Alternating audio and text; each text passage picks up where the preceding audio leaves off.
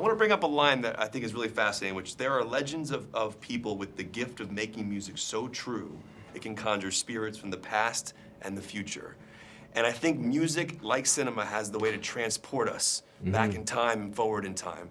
Outside of the music in the film, what is a song or an artist that has made you feel like that line feels, where you feel like a spiritual quality and transported? Man, so many songs, bro. Like Crossroads by Bone Thugs and Harmony. Remember the video? Great. Yeah. Now,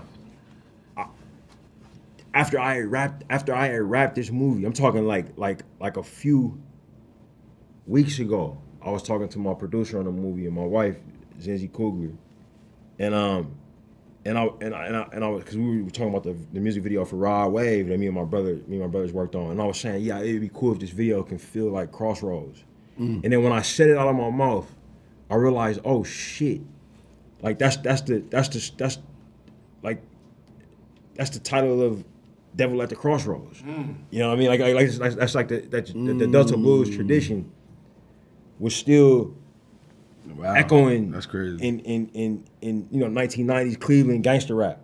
You know what I mean? Like the tradition of, they call the song Crossroads. Yeah, that's crazy, bro. And I had the video that was mad ominous with the angels of death and starts off in the church when they singing, and I just had eyes go black. I just had the eyes going black. I just had grabs the ghost baby, bro, and I was like, yo, did I just make the movie version of Crossroads and didn't know it? You know what I'm saying?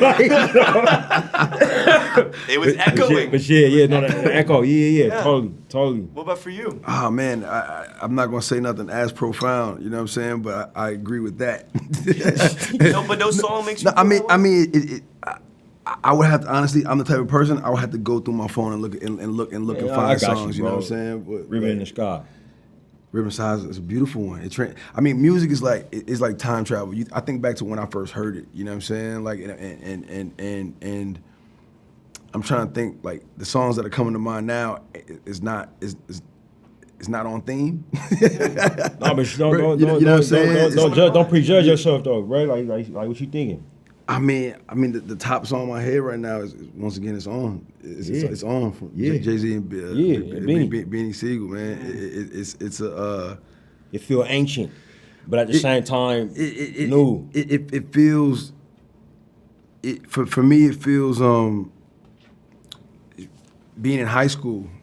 You know what I'm saying? And like the time of my life where, I was figuring myself out, you know what I'm saying? But still feeling motivated and feeling and a little chip on my shoulder and hungry. What's brilliant is the 276 jump to the 143.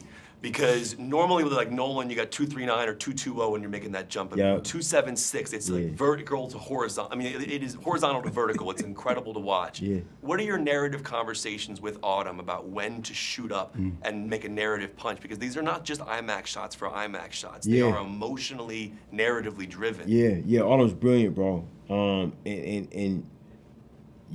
when we realized we were gonna do large format, first thing we did was test it. And we went out to, like, I want to say it's Lancaster, but like to where we could get the flattest horizon, because that's a defining feature of the Mississippi Delta. It is extremely flat.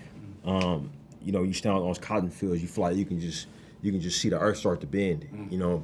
And we went out there and we talked about the storytelling narrative of isolation, because that was what I felt when I went to Clarksdale and the areas around it. You would be on these roads, man, for forever. Like, you just driving past maybe a single plantation. You know what I mean? These areas are known for very intense poverty, but you'll learn that like one family or one company owns like this patch of land that just goes on seemingly forever. And like, don't let it be nighttime, bro. You'll just be driving on the road, pitch black darkness, and then boom, you'll be up on a juke joint. You know what I'm saying? And so I wanted to recapture that idea of isolation. There's beauty in it, but also if you got an issue, nobody's coming to help you. You know what I mean? And as soon as we laid out those ultra panavision lenses, bro, and put one body out there, you know what I mean, on that horizon, like, oh yeah, it's gotta be this. Like it's gotta be like, this has to be our workhorse format for when, that and then so then when we go IMAX for those huge moments, And another one of our collaborators who I've been working with for a long time, not spoken of enough, is my picture editor, Michael Shaver.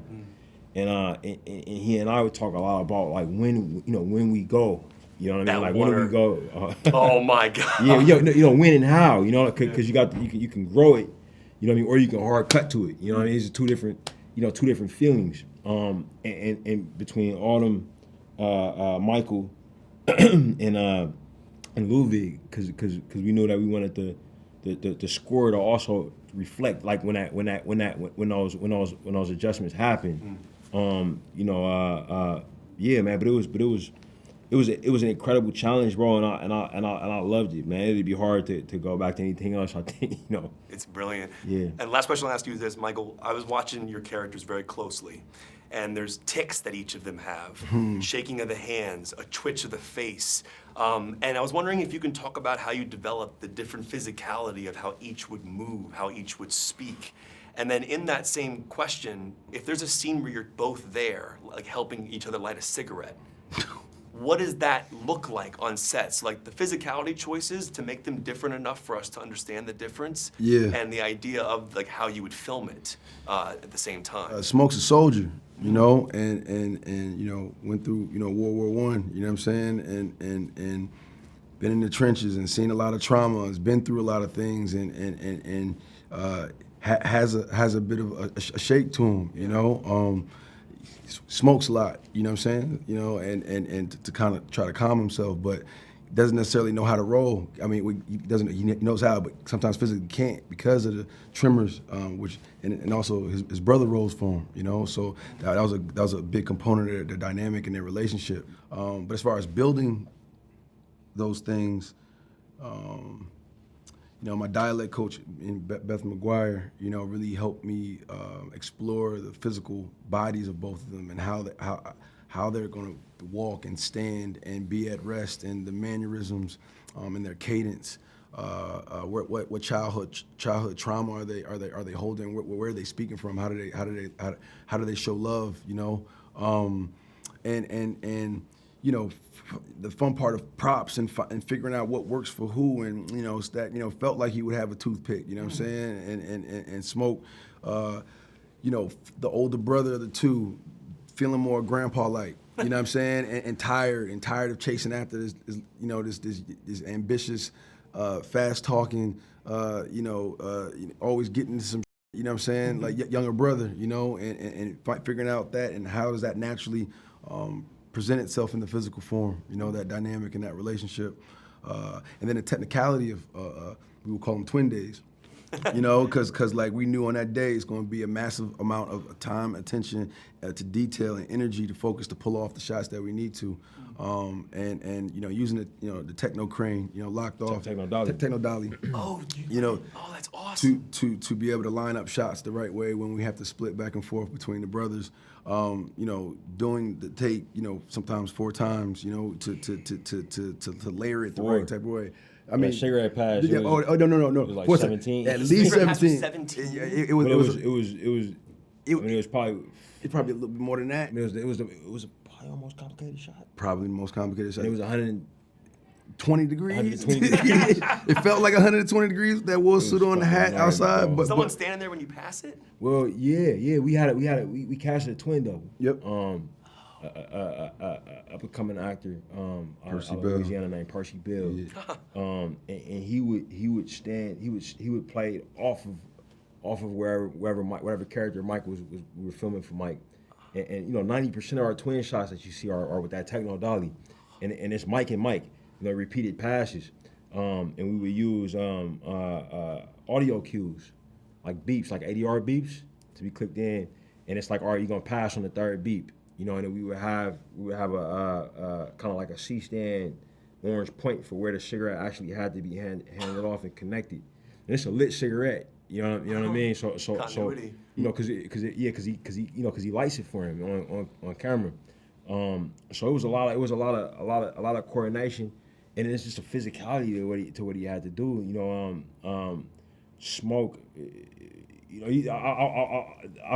These two characters are the most impressed I've ever been by Michael, and we frequent collaborators. But the Smoke performance was so impressive because it's so different from Mike's natural physicality. Yes. I didn't see you at all. Yeah, Didn't see you at all. yeah, exactly. Like he was just gone, bro. Yeah, like gone. and that was a very special thing because for me with this movie, like until Remick shows up, Smoke has to be by far the most frightening character on screen, but I wanted him to not immediately appear frightening.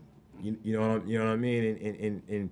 And we talk about this coming up in places where we're from about how some of the most dangerous people, it's actually difficult to tell. And Smoke was kind of how he saw him when you over the course of the film, Sammy and the audience kind of discovered, like how far gone these guys are morally. You know what I mean? And what Mike was able to do, man, with his physicality and sometimes on the same day, I was just incredibly impressed, man. Yeah. I appreciate the rap in me. It was the I love yous that made him vulnerable. Man. Those were the things that hit me the hardest. When he would say it's because I love you or I love you. Those were the human moments. Yeah. It broke the facade of like the hardened The guy. gangster. Yeah. 100%. Yeah. And those things hit my heart. Man, it means a lot, I really bro. mean that. Thank you. I know you do, man. Yeah. Thank you so much It's for all the awesome supporting, talking to you bro. guys.